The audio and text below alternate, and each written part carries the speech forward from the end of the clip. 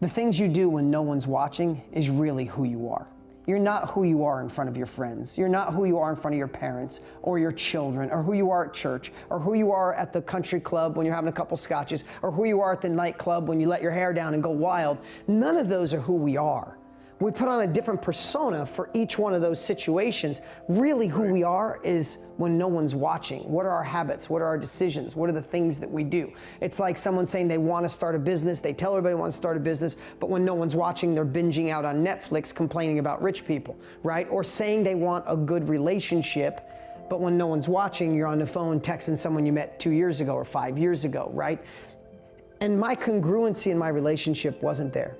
And there's a million reasons for it. It could be her, could be me, could be us. We ended up being great friends, and she's still a dear friend, and we have the best relationship and co-parents on the and co-parent amazing.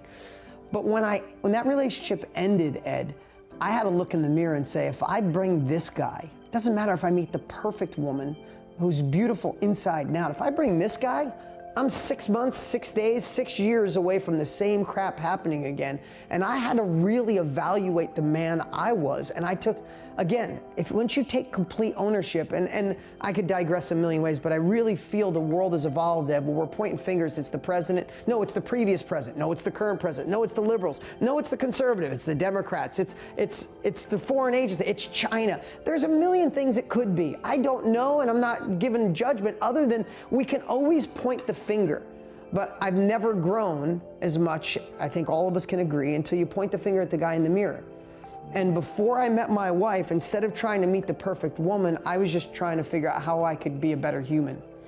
And when that happened, when I decided that in every area of my life, and I am far from perfect, just like there's none of us perfect, but what I decided and said is, I want to be a man that if my children found a way to have a private, secret video on me 24 hours a day, and they could watch that when they're older, when I'm dead and gone, and they go, wow, they could either go, wow, he was a good dad, but when no one was watching, my dad, oh my God, you believe he did that and he did that?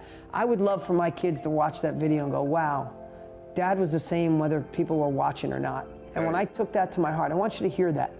Like, think about that.